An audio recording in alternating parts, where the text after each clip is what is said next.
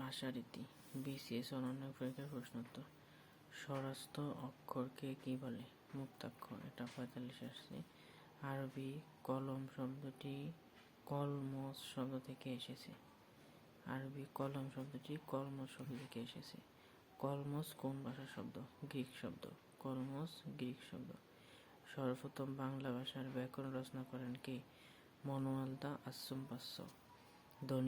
ধ্বনি সম্পর্কে নিচের কোন বাক্যটি সঠিক নয়? ধ্বনি দৃশ্যমান।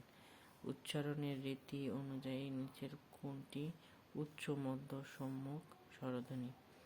এ। নিচের কোনটি যৌগিক শব্দ? মিতালি। নিচের কোনটি যৌগিক শব্দ?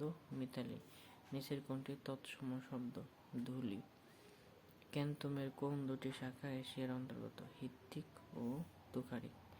আসমান কোন ভাষা থেকে আগত শব্দ? ফার্সি শব্দ। অ্যাটাস্টেড শব্দের বাংলা পরিভাষা কি? সত্যায়িত। বাবা কোন ভাষার অন্তর্গত শব্দ? তুর্কি।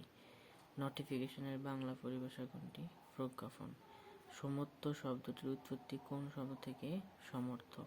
গির্জা যে ভাষার অন্তর্গত শব্দ? পর্তুগিজ। জ্যোৎস্না যে শ্রেণীর শব্দ? অর্ধ তৎসম। সাধ্য চলিত ভাষার মূল পার্থক্য যে পদে বেশি দেখা যায়? ক্রিয়া ও সর্বনাম। ক্রিয়া ও সর্বনাম। সাধ্য চলিত ভাষার মূল পার্থক্য যে পদে বেশি দেখা যায়? ক্রিয়া ও সর্বনাম। গিন্নি যে শ্রেণীর শব্দ? অর্ধ তৎসম। মৌলিক শব্দ হচ্ছে গোলাপ। হেড মৌলবী যে ভাষার শব্দযুগে গঠিত হয়েছে? ইংরেজি ও ফার্সি। সাহিত্য শব্দ নয়, গোলাপ। উজবুক শব্দটি যে ভাষা থেকে বাংলা ভাষা এসেছে? তুর্কি। তৎসম শব্দের ব্যবহার যে রীতিতে বেশি হয়? সাধু রীতি। গ্রিক শব্দ দাম। গ্রিক শব্দ দাম। চৌহদ্দি শব্দটি যে ভাষার শব্দ মিলে হয়েছে? ফার্সি এবং আরবি। ফার্সি এবং আরবি। চৌ হচ্ছে ফার্সি, চৌহদ্দি হচ্ছে আরবি। উৎপত্তি অনুসারে বাংলা ভাষার শব্দসমূহ কয় ভাগে বিভক্ত? 5 ভাগে বিভক্ত। জনপ্রিয় ফাস্ট ফুড। পিৎজার উৎপত্তি হয়েছে কোন দেশে? ইতালি। আসামি কোন ভাষার শব্দ? আরবি শব্দ। গোসি ভবনের উদাহরণ কোনটি? শাক ও শাক। শাক শাক শাক শাক। নিচের কোন শব্দগুলোর মধ্যে ব্যতিক্রম কোনটি? নিচের শব্দগুলোর মধ্যে ব্যতিক্রম কোনটি? গ্রিস, কারণ এই তিনটাই হলো এশিয়া, এটা হলো ইউরোপ। বাংলা ভাষার রীতি কয়টি? 2টি। ধ্বনি পরিবর্তনের 2টি রীতি কি কি? চলিত রীতি এবং সাধু এবং চলিত রীতি।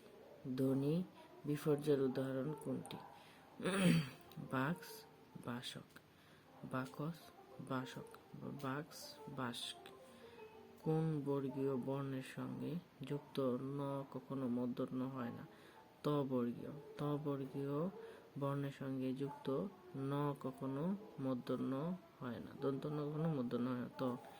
বাংলা ভাষার মূল উৎস কোনটি? প্রাকৃত ভাষা। বাংলা ভাষার মূল উৎস কোনটি? প্রাকৃত ভাষা।